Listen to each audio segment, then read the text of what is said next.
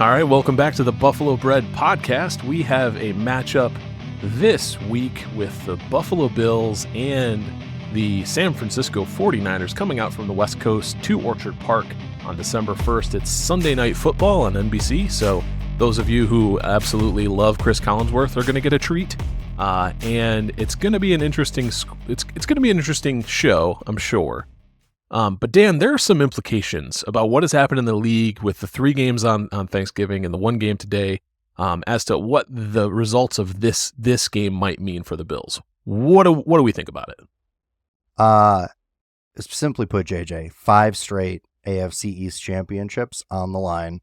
The Bills could be the second team this weekend to lock up a playoff spot. The somehow continuing to live that blessed life Kansas City Chiefs were the first today with their questionable 19-17 win over the Raiders today. But JJ, from the Bills' standpoint, because the Dolphins do what they always do, which is lose to a good team in cold weather, the Bills can now clinch not only a playoff spot, but no worse than the 4 seed by beating a injury-depleted San Francisco 49ers squad in Buffalo tomorrow night. And JJ, I was thinking about this earlier today, and I went back and I listened to some of our old pods, preseason pods, really the ones post-Diggs trade. And there was a lot of shared between me and you on the pod. You know what? Maybe this executive team, this coaching staff realized that the Bills it's just a reset year and they're not going to be that good and they don't need to go out and get a number 1 wide receiver. And then to juxtapose that to where we're at now, where after the Diggs trade, we're all in our feelings that this team is resetting. We're maybe blowing another year in the Allen window, but 2025 is going to be our year. To see where we're at now, where we can clinch at least one home game in the playoffs tomorrow, and head into the postseason to be able to rest and rotate our guys really for the remainder of the way, depending on how much in play the 1 seed is going to be tremendous. To me, JJ, health is more important than that 1 seed. As much as I would love the playoffs to run through Buffalo, we have not been healthy for a single playoff run on both sides of the ball in the Josh Allen era. This could be the opportunity not just to clinch, but to really set up the end of your season and rotate your guys like Daquan Jones in and out as need be, knowing that, yes, there's still something to play for, but health ultimately being paramount here. Well, and I think too, not just the thought of the games meaning less as the season goes on and things and the playoff lineups being more formalized, but also the players themselves not literally sacrificing everything and laying it on the line to play at absolutely, leave it all on the field, scorched earth football when you are in a 5-game hole, or a 3-game hole with 5 to play. Like that last year entry to the playoffs was, it was tough. I think it took a lot out of the team. It was taxing. Yeah, is very incredibly taxing. And so, injuries, it's impossible to predict, but I do think that you have a point, which is you have a chance to, last year at this time, the Bills couldn't sit anybody who was a little bit dinged up if that person said, I can go. They didn't have the luxury to rest people who were in critical positions. This time around, once they have the AFC East clinched, which I think is going to happen this weekend, it's a matter of, okay, we want to keep the foot on the gas for seeding purposes, but if Kansas City completely turns, unless their carriage turns back into a pumpkin and they start losing games, as you aptly predicted in our last pod, I just don't think it's going to happen. I think we saw what was like a 1% chance play go down to end the game against the Raiders a few hours ago. It's just crazy. I mean, this is a 500 team to me down the stretch, and they should have lost this game today. It is absolutely should have lost that game. They had 2 chances. Go ahead. They had 2 mega chances to have that game snatched away, and somehow the Raiders lost. And I mentioned before we came on the pod, I'm pretty anti #rigged, but it was peculiar that the refs collected at midfield, discussed it for a while. They had 2 penalties on the table. One was a false start and one was a illegal shift. False start completely negates the down, and an illegal shift makes whatever the results of the play, stand. And the results of the play were Kansas City recovering a fumble. And so they're like, oh, illegal shift, game over. Or rather, Kansas City comes on the field to kneel out the game. Uh, I don't know. I don't think it's rigged, but I just think they have incredible luck with everything. And they've probably should have lost 5 or 6 games, including the Bills game up to this point in time, and somehow have pulled it out. They're not winning these games, right? These games, and I hate to say the word being handed to them because this is the NFL and nothing is handed to you, but they have been the beneficiaries from just a wild string of calls going their way and decisive calls that are deciding the game in their favor more often than they should. So, I mean, at some point, listen, 1-score games, you regress back to the mean. If it's not in season, it's the following season. But that's usually because stuff goes your way. A fumble here, an interception there, a DPI here.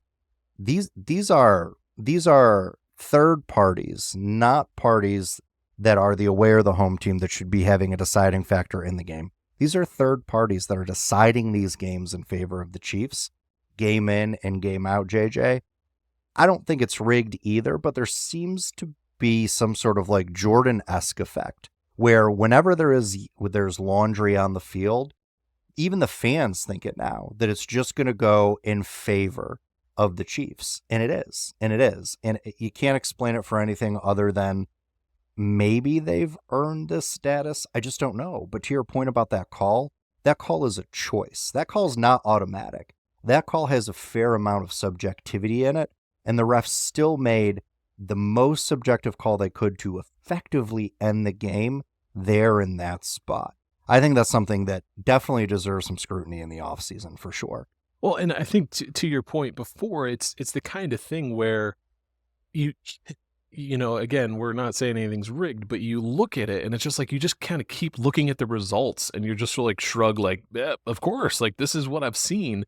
It comes to a point where it's like once is happenstance, twice is coincidence, thrice is enemy action, right? Like something is happening here. Yeah, absolutely.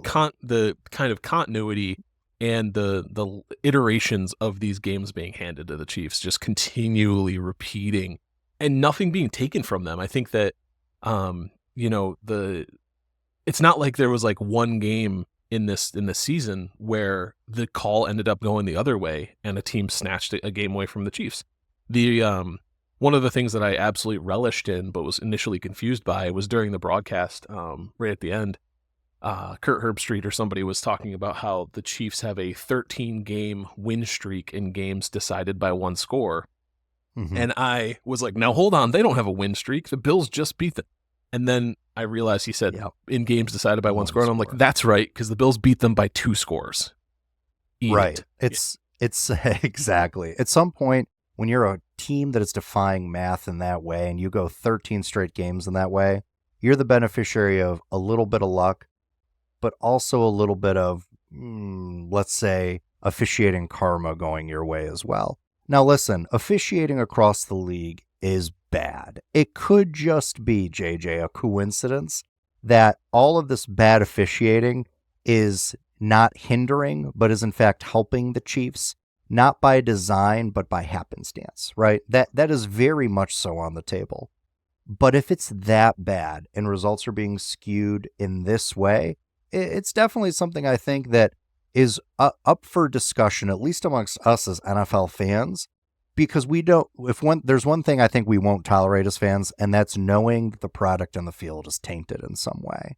That when two teams go out there, the product in the field is not being decided by who puts forth the greatest effort and who can manufacture the most points on the board, that there is, in fact, a guiding hand between some of these outcomes. Now, we're not there yet. And I will say, if you are a conspiracy theorist out there in the world saying that this is being handed to the Chiefs, note this. Referees, once you get to the postseason, they tend to keep their flags tucked.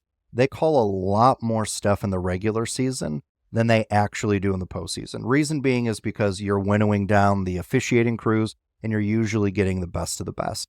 But also, the NFL has been very open about not wanting officials to decide the outcomes of games.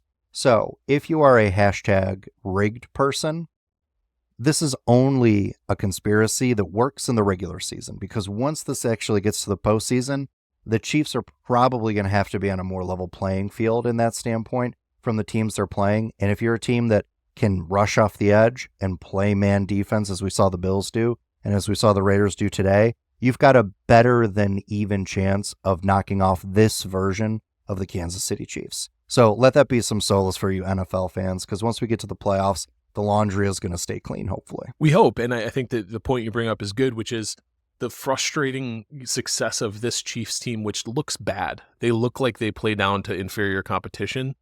They looked like, even on the bench today, that they knew they didn't deserve this one. And, for them to have such close games on consecutive weeks to the Carolina Panthers and the Aiden O'Connell-led Las Vegas Raiders, I just think that upcoming matchups against the Steelers, the Broncos, are going to prove to be more difficult than maybe they can handle. And hopefully they result in a couple of losses that are decided by more than one play that somehow just kind of flips, even if it's a coin flip play, flips in the favor of the Chiefs. And listen, we're talking about all of this because we ultimately want this to benefit the Bills, right?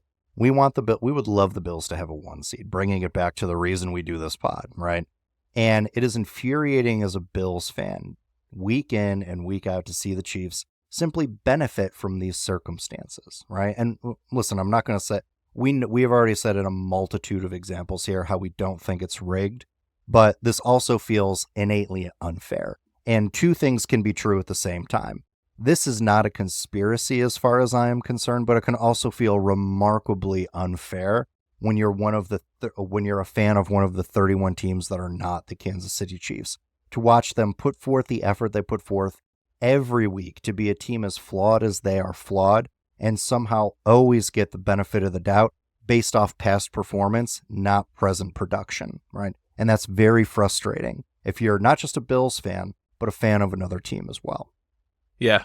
So I think that can, we've spent way too much time on the Chiefs on this pod. So hang on. Since we're dragging the Chiefs, can we also drag the Dolphins before we get into the 49ers?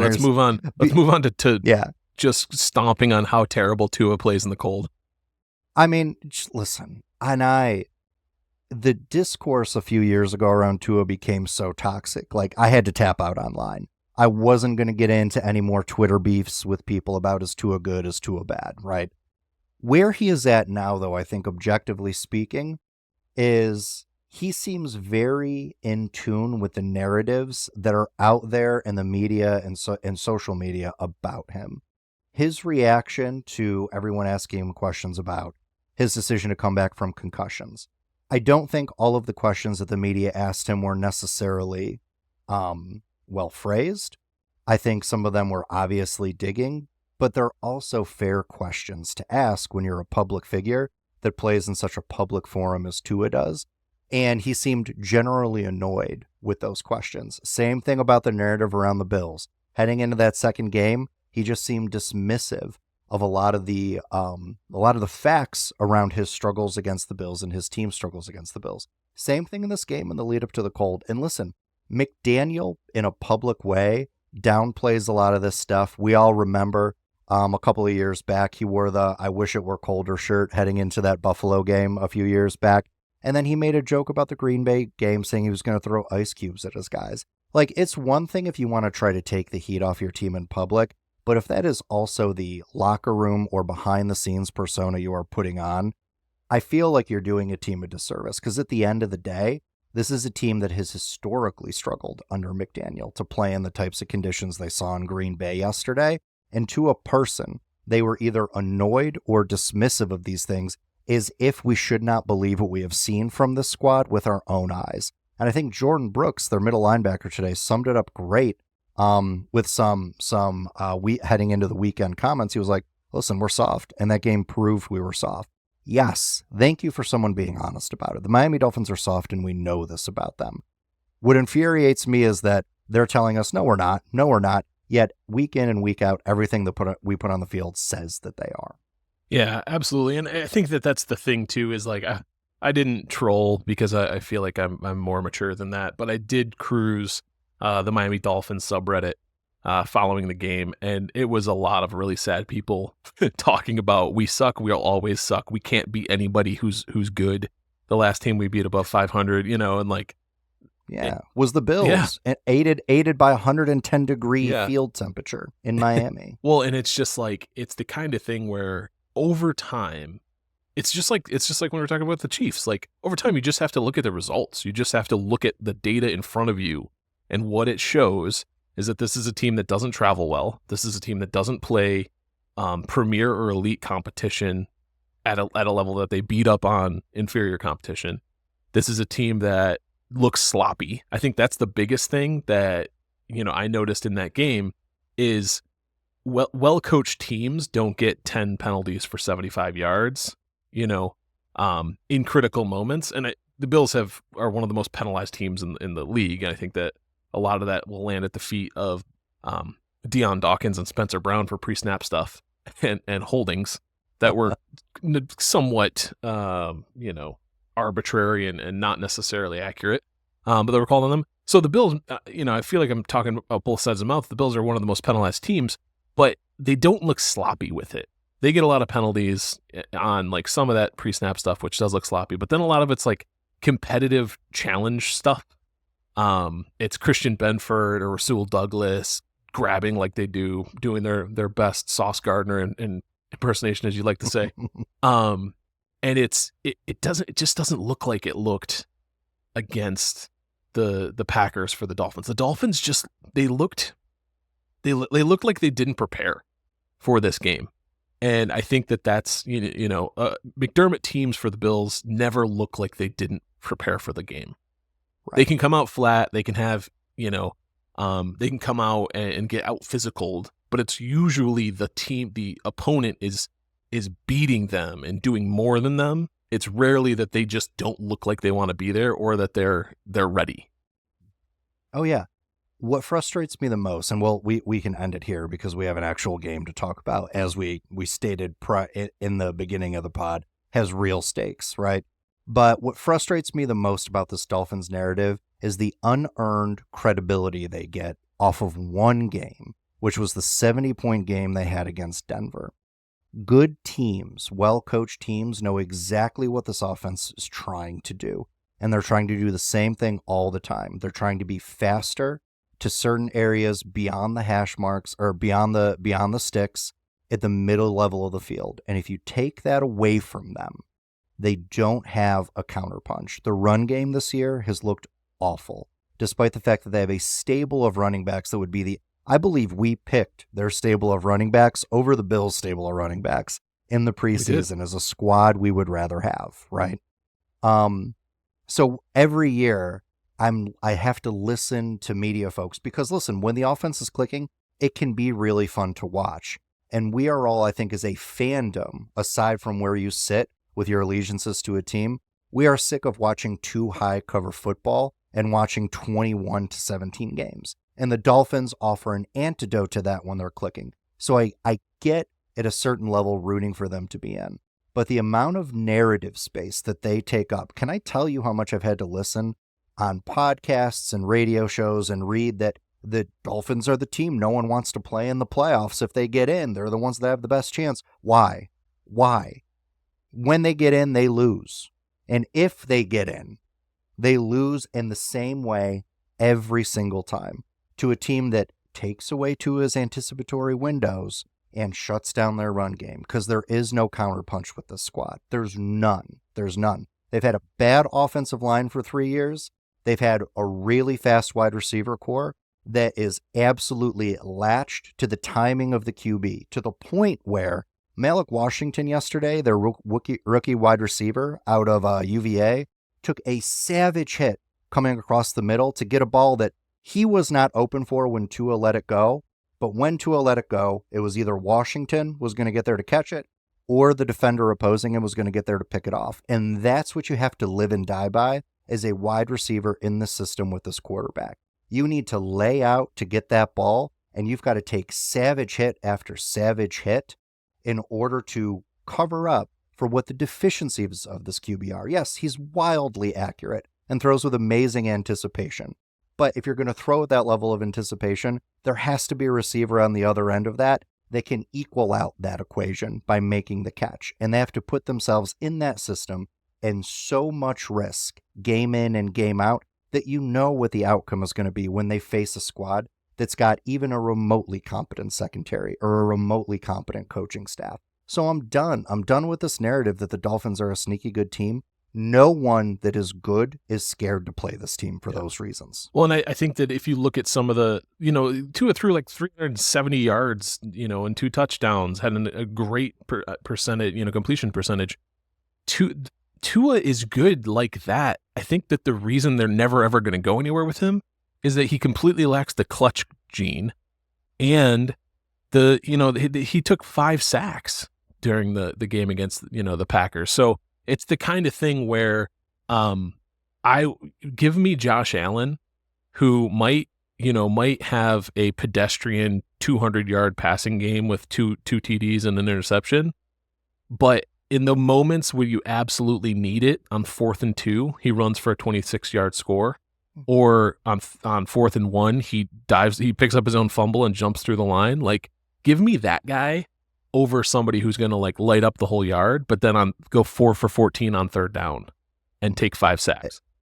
That's a great way to put it. Situationally, Tua plays the same no matter what the down and distance is. And that's the difference between him and a lot of elite QBs. Yeah, and I think that the biggest difference between him and those elite QBs is he doesn't elevate the people around him, because he can only do one thing, which is throw to space on the field. And when that thing is shut down, the team is deflated. Everybody who's playing along with him sees it, knows that they don't have it, like you said, no counterpunch. They have nothing they can dip into the bag to use. So they're like, oh crap, they've figured out our one trick. And then you see the whole posture of the team just deflate, because then the defense knows it's going to have to, live with long sustained drives of the opposing team barreling down on them with the run game, especially if they're behind on the scoreboard. Like, it's just it's a whole deflation of the hope that Dolphins team has coming in. They're excellent front runners, but not much else. They're not dogs.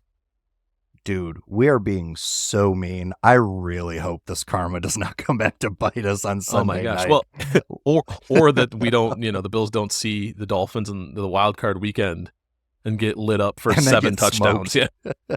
And then Tua racks them up for 7. Oh my God. That would be wild. But also I think, who do they got to be? They got to get past either Pittsburgh or Baltimore, whoever doesn't win the North, and then Denver and LA, right? So they got to. There's 4 teams ahead of them. Yeah. There's 4 teams ahead of them right now, and they still have to play a couple of good teams on their schedule. And the thing about it is, there is a mathematical equation that comes into play in the next few weeks. If the Dolphins win one, lose one, in these next 4 weeks, they're probably going to be removed from the playoffs by that point in time. They're not going to have anything to play for in the last week. They cannot. Yeah. They have to basically win out. And I love all the Dolphins players in media before this Green Bay game were saying, we're here to smash narratives. We're committed. We're going to win out. Win out is the only thing we have in front of us. And then they drop this one. I know. It's just so the bravado, the unearned bravado and unearned credibility and the lack of humility, whatever. That team gets what it absolutely deserves. And what our thoughts and prayers to our friend Steve, who I think at the beginning of the season, our resident Dolphins expert, picked them to win the Super Bowl. Yes, he did. He did say that. That was a hot take, Steve. We miss you, Steve. Hope you're okay. We do. We'll invite you back in the postseason to definitely talk about that claim. Oh no, to absolutely answer for that enthusiasm. Absolutely. Yeah. All right, so we have a game ahead of us, JJ. Now that we have purged all that bad will around the Chiefs and the Dolphins, let's talk about our Bills coming off the bye against an injury-depleted San Francisco 49ers. And JJ, health is a reasonable place to start this preview, because for once, knock on wood, the Buffalo Bills are the healthier team heading into a primetime matchup against an opposing squad. In this case, this squad being the defending NFC champion, San Francisco 49ers, that have found themselves somewhat in the season from hell, I would say. Right now, they're dealing with a plethora of injuries. Earlier in the year, they've lost chunks of their defensive line, including Javon Kinlaw, I think, for the season. A lot of guys that they were relying on, a lot of guys that are taking up significant amount of cap room while Brock Purdy is still on his rookie deal. that are just shelved and not playing. They recently get Christian McCaffrey back, and I'm on a lot of San Francisco 49ers fan pages this week, and they want McCaffrey benched for Jordan Mason. So things are not going well. Add to the fact Brock Purdy, according to San Francisco media, threw in practice today, but with visible discomfort to the point where they don't know if he's going to go or not. JJ, I mean, it starts really there. The Buffalo Bills look like they're going to enjoy the return of Matt Milano, and with the exception of Dalton Kincaid and potentially Keon Coleman, it also looks like they're going to be 100% on both sides of the ball. The Bills are rarely in this type of advantageous position, JJ. So where do you want to start? Offense, defense, general health, vibes? Let's start with the offense versus the defense, the Bills offense versus the 49ers defense, because I want to end on the exciting, note about the potential that Milano is back. So let's start with this Bills offense versus the San Francisco defense. Some things just kind of place set. The San Francisco defense, according to PFF team grades, which I know we always make the disclaimer, PFF's kind of imperfect, but in a world where you don't have many metrics that look at all teams equally, this is one we can use. Their defense is ranked on that site about 11th in the league. And they're, interestingly enough, in terms of scoring offense and point score, or stopping scoring on defense, they're 14th and tied for 14th in both points scored and points allowed with exactly 260 of each. They have no plus or minus. To kind of give you the equivalent rankings for the Bills. The Bills are 4th highest in the league in points scored with 320, and 7th best in the league with 214 points allowed. So this San Francisco team, and I think that something I'll talk about in terms of their defense, they're poor in a lot of interesting ways, but they're well ranked and well regarded because they're a good defense between the 20s, and then they're just giving up everything in the red zone. Yeah. It's important to remember that a lot of the stats that we talk about, particularly EPA and DVOA, those are largely comparison statistics. DVOA in particular, it is comparing the performance of your defense or your offense or a positional group based off of other positional groups in the league. So yes, between the 20s, the San Francisco 49ers are performing okay against the pass, as I think you mentioned they're a top 10 unit.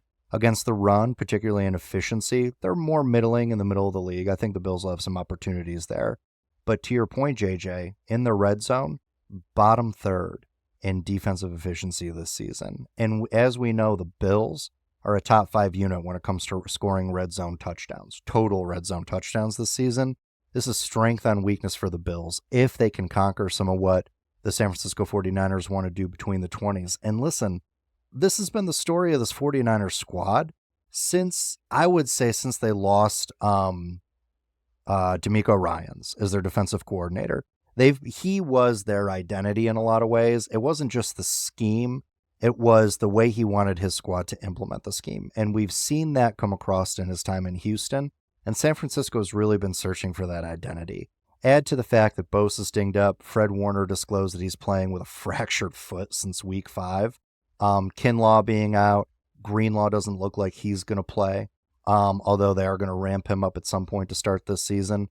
I mean, it's a combination, JJ, of this is a team that is not as well coached as it was on that side of the ball, and it's a squad that's really injury depleted. So they're losing in big situational moments that they didn't used to. Yeah, and I think you're absolutely right. I watched a lot of San Francisco games because we had the bye, and so I just it was a thing to do passively. I'm hanging out with my son, and I just have all 22 playing silently in the background.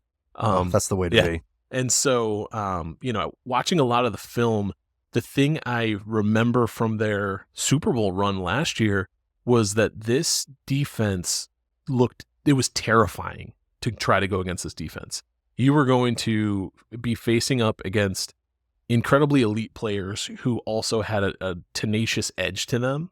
And this season, I don't see that as well. They're missing a lot in the intensity, even if a lot of the same people are there and are the same. And I know that injuries have changed that picture a little bit. You could see even part players in the defense for the 49ers not coming with the tenacity or flowing to the ball like they did last year. And I think it's probably some of it's where their season is right now. Some of it is certainly leadership and kind of who's getting them fired up every week. And some of it is, those injuries being demoralizing. And so, I think that when you look at this defense, they have our boy Leonard Floyd. I'm sure people are going to celebrate, seeing him again after the game. But he's having an kind of season. I think he's got 5 or 6 sacks. But most of them are like cleanup style sacks. Their defensive line, which is like weird to say about the San Francisco 49ers, which is one of those teams that just has a reputation of being physical and stout up front, is not very good without Nick Bosa. Without Nick Bosa in the lineup, Leonard Floyd is the only person kind of worth anything, and he's not even having that great of a season. So I think you can run on it. In the middle, they've got, oh my gosh, I'm going to murder this guy's name, Sam Aquaniadu, and I'm going to say yes. Yeah, Aquanianu. And then Malik Collins. And they're just not doing very well in stuffing the run interior. And then Yetur Gross-Matos, who I think they overpaid, and Leonard Floyd, of course, from the Bills, who also I think they may have overpaid on the edges. And it's tough because the center of their defense, of course, anchored by Fred Warner, who you mentioned, even with a broken foot, is PFF's best rated linebacker in the entire league right now. So let that be, Forget PFF. I swear to God. He played gangbusters in the beginning of the year. I think through his first, I was looking this up in his box score game logs, his first 3 games of the season, he had 3 forced fumbles and an interception return for a touchdown. Wow. And then he got injured in week 5, right? And that's when it all started to decline for him. JJ, here, no, go ahead, finish your point because I want to talk about injuries. Yeah, no, the only point I was gonna finish is that they have kind of a complete lack of a pass rush. They are a little bit soft against the run in the middle, other than Fred Warner, but they do tend to be relatively good at flowing to the ball and stretching things out between the the sidelines. And so I feel like the Bills are going to have a struggle if they try to do wide zone, but they're probably going to be successful if they go straight up the middle at these guys. I'm hoping that Ray Davis has a big game because of it. Yeah, I was just going to say this feels like a game where Ray Davis maybe gets featured in a couple of very specific sets because this is a defensive line he can absolutely take advantage of, particularly behind Osiris Torrance and David Edwards with the push that they're getting in the run game. JJ, I'm empathetic to the injuries to some extent because as we talked about at the beginning of the pod, our history of heading into the playoffs as a Bills unit has been one of depletion and not having all of our dudes ready to go. And I agree with you. If you weren't looking at the name on the front of the jersey and you just covered that up and looked at the names on the back of the jersey for these guys, you'd be like, this is not an elite squad. This is a squad the Bills should absolutely handle. But it has to make you as a Bills fan appreciate what this defensive coaching staff, Sean McDermott and Bobby Babish in particular, do in the face of a lot of the injuries they've had to work through this season. Because we haven't had all our guys this year either. Milano hasn't played football for us in 13 months or something like that. Dwayne Carter, who was a rookie standout for us, at one point in the season, he was number 7 in run stop win rate, according to ESPN Analytics. We've had him gone for a few weeks. Austin Johnson's been in and out. Smoot's been in and out. Even Benford has missed a game here where Kyrie Elam had to step up. That's the thing. With what this coaching staff does, and because they are in lockstep with the signing and talent development philosophy of this front office and Brandon Beane, they're able to find guys where other teams cannot find guys to fill those holes until their units on both sides can become whole. And it really does make you marvel because these are 2 teams who, yes, right now are on different health trajectories, but it's not in the not too recent history of the Buffalo Bills that they have had to deal with a level of injuries similar to what the San Francisco 49ers are, and they have had better outcomes. And that's a credit to the way this coaching staff develops next man up, not just as a philosophy, but as a talent-driven way to coach these guys. And as a practice, and I think that kind of harkens back to like the comment I made about the Miami Dolphins not looking like they were prepared.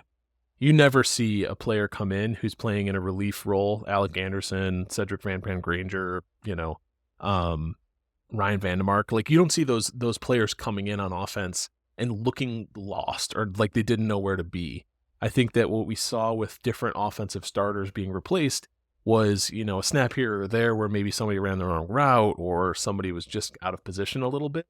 But it's pretty rare. It's pretty rare to see anything where you look at this and you go, ooh, that's definitely a backup replacement level player who they did not properly prepare or coach for this game.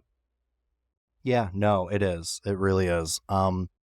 JJ, what are your thoughts on how the weather is going to impact this game for the San Francisco 49ers? So it's supposed to be pretty heavy snowfall to start the game and before the game, and then kind of when people are tailgating, and then it's supposed to like peter out by halftime or definitely by the end of the game.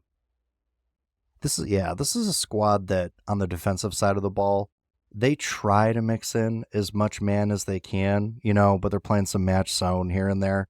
I just wonder if it changes their pass defense philosophy, because it's also going to be windy, but the wind doesn't impact Josh Allen at all, right? And you always say in bad weather, the wide receivers have the advantage of knowing where they're going to be running. So DBs are going to have to react in some less than ideal conditions for the 49ers. I just wonder if, yes, I think it's going to be a run-heavy game plan on both sides of the ball, but I just wonder if ultimately the difference is Josh knows how to throw in this weather, and whoever the opposing QB is going to be facing, either Purdy or Allen, don't. I mean, I remember Purdy's last bad weather game. It was that Cleveland game, right? Yeah. It was that Cleveland game where I think San Francisco was undefeated heading in, and that's where Jim Schwartz had this great game plan and crappy weather that shut down that vaunted 49ers Kyle Shanahan offense. Really worked him over in Cleveland. And I think we credited Schwartz and that defensive unit in Cleveland a lot. But given that that is the really only limited sample we've seen Purdy play in bad weather, I do wonder if it's going to really have an adverse effect on him, coupled with the injury, should he ultimately go, which at this point, at the time of recording, we don't know if he's going to go. Yeah. But that might be a good chance to flip it over, talk about Bills' defense and the 49ers' offense. Yeah, that we can kind of jump into that. I'll say just one more thing about the kind of Bills' path to victory on offense against this defense. I mentioned before, going straight at them, go up the middle. Their defensive tackles can be had in the run game. Build off of that with play action passes. Like you said, if there's a weather factor, this is going to be an interesting test to see if Joe Brady if Sean McDermott has evolved, like we all think he has, to let Joe Brady do some things that would otherwise Sean McDermott from the past may have considered risky, like big time throwing in weather.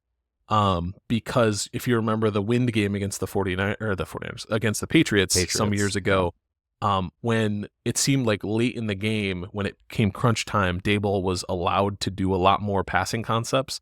And Josh Allen started shredding that defense, even with the wind. He was still delivering on-target balls. So this is going to be a question of, does Sean McDermott, like he has this whole season, trust his guy to get it done and not worry about the ball slipping out of people's hands and, turnovers and those sorts of things, and make that a reason to coach scared a little bit? And so, yeah, I think that there's an opportunity to kind of get after him in the run game. I think that they should not be afraid to throw, even if there's weather. And I am really hopeful to see Keon Coleman back in this game.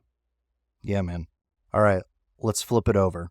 Let's start with the hopeful return of Matt Milano. JJ, if Milano does indeed suit up for this game, what are you expecting from him with regard to snap share? Because Dorian Williams right now, I believe, is leading this squad in tackles. Yeah. And he has progressed very positively week in and week out.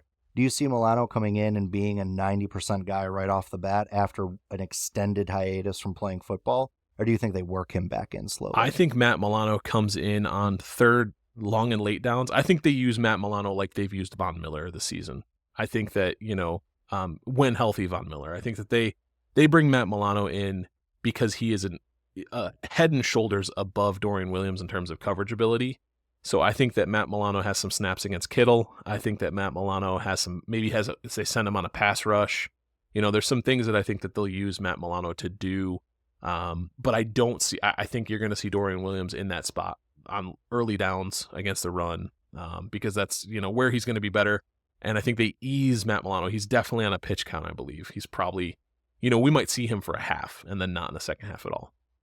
Yeah, I think he's too important to the future of this season to run out there as much as I'm sure he would want to, and play 90% of the snaps, right? If the Bills get up 2 scores, I think we see Matt Milano in for a couple of series in the second half and not much else. Yeah, I agree. JJ, what else defensively do you think is going to be a key for this squad? It is notable, as we talked about injuries on the defensive side of the ball for the 49ers. The offensive side is also dinged up. We noted McCaffrey coming back from a major injury. This offensive line as well, JJ, for the 49ers, absolutely torn to tatters by injuries. Feliciano, Feliciano, who former Buffalo Bills great, has been, I think, ruled out officially for the season. They opened up his 3-week practice window, saw what they needed to see in San Francisco, and were like, dude, you're not healthy, and shut him down for the year. Trent Williams also unlikely to go in this game. Yep, and we know that he is a huge factor in what they want to do in the run and pass pro game as well, so that's a big loss too. Defensive line, we mentioned Dwayne Carter. Looks like he might be coming back this game. It looks like the Bills are going to go out off of a bye, well rested, with all their horses against a really banged up offensive line. What do you see in the way of pass rush this game for the Buffalo Bills? Is this a 6-sack game? Yeah, maybe? I'll couch this a little bit. If it's Brandon Allen, it's maybe 5 or more sacks, or it's at least 4 sacks. If it's Brandon Allen, if it's Brock Purdy, I feel like it's 2 or 3 sacks.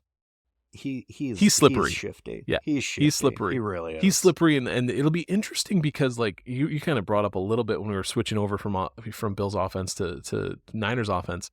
Brock Purdy does not have any physical tools, but he just is good.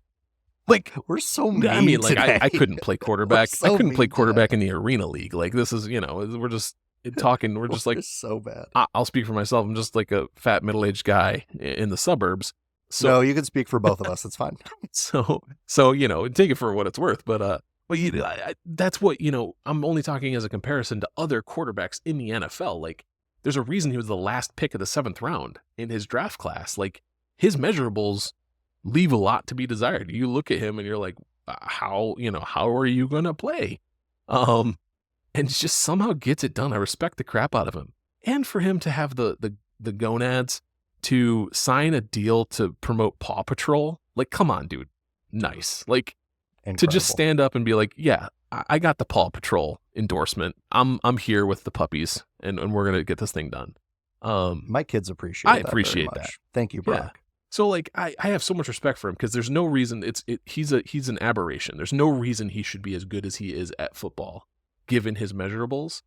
But he is slippery. He extends plays. He delivers a nice ball. There's a lot of things there. But yeah, I think that missing Trent Williams, their backup left tackle, Jalen Moore, is like probably a starting caliber. The only reason he's a backup, I think, is because he sits behind Trent Williams. I feel like for most teams, he'd be their starting left tackle, and it is a decent kind of average starter level. Their left guard, who replaced John Feliciano, Aaron Banks, maybe Feliciano was playing right. He might have been. No, he was playing right. Yeah, so Aaron Banks, who's a preferred starting guard, he was also dinged up recently. He looks like he's okay, but the real weakness on this offensive line is that left guard and center. Their center, Jake Brendel, is average at best and not great in pass pro. So his pass block grade is a 44. So that is an absolute opportunity for Ed Oliver. Ed Oliver needs to do some things here, even though at right guard, Dominic Pooney out of Kansas, we talked about him a lot leading up to the season because he was a draft crush of mine as well. Started as a rookie and has as their best offensive lineman, not named Trent Williams. So, I think that the real weakness is left guard and center. So you're going to look for some interior pressure. Their tackles are, again, average. But I think that average tackles, because like, look back to the Kansas City game. The Kansas City Chiefs have far below average tackles. The San Francisco 49ers have average starting level tackles. So I don't know that we're going to see as much pressure from Rousseau, from Epineza that we saw in the Chiefs game, unless they, play above their grade. Yeah. I want to go back to the Purdy stuff for a minute, just because I want to echo my respect for Brock Purdy and the way he plays. But I think, too, because the 49ers are mired in this terrible season, it's been a little underrated how much he was putting on his shoulders to keep that offense churning. We talked about the defensive side of the ball being mostly the same for the 49ers this season as it was last year between the 20s. JJ, it's the same thing for the San Francisco 49ers offense. And a lot of that has to do with Brock Purdy. Brandon Ayuk has missed time. Deebo Samuel's been banged up. McCaffrey hasn't been playing, save for the past 3 weeks upon his return. He's had to do it with Jawan Jennings and Jordan Mason for the most part. And no shade at those guys, but if you had them drafted on your fantasy team prior to week 1, you're either amazing or a liar. So, I mean, in all honesty, what Brock Purdy has been doing to me has been more impressive than what he did last year, because he is answering questions about, can he operate outside of structure and can he be successful when not everything is going his way perfectly, when he doesn't have all of his weapons exactly where they need to be at his disposal, when the protection for him is less than ideal. And he's answered a lot of those questions. We've seen a more athletic Brock Purdy than we saw last year, and we've seen, I think, a more tenacious Brock Purdy as well. Now, it begs the question whether or not he's going to play in this game, but I think it is worth throwing a little bit of flowers at his feet because he's had a really good season up until this point this year. Yeah, and I think that just to let everyone know about the injury status, Brock Purdy has a throwing shoulder injury and it was kind of a surprise sit last week against the Packers, but he has similarly not been throwing too much this week, and so it's sort of iffy. I think he's listed as questionable. And if he doesn't go, I think that this 49ers offense, which, statistically is good, but is so bad in the red zone that their scoring is way down. I think that you see a team kicking a lot of field goals against this Bills defense if it's Brandon Allen. Yeah, absolutely. I like how you said if it's a Brandon Allen game, he's going to get sacked 5 or 6 times. I don't know that they let him drop back 5 or 6 times. They're just handing in these CMC conditions. And right. Hand it off to Mason and McCaffrey and just call it a day at that point. Yeah. All right, JJ, anything else you want to do to tie a bow around this before we get to prediction sure to go wrong? No, I think that, I'm excited about this game. This is a possibility. It's a possibility that George Kittle has an absolute amazing game because he is probably the best. He's playing some of the best ball of all the tight ends in the league right now. If only everything else around him was a little bit better. I know. He really is fun to watch week in and week out. I just hope he's not fun this week. Exactly.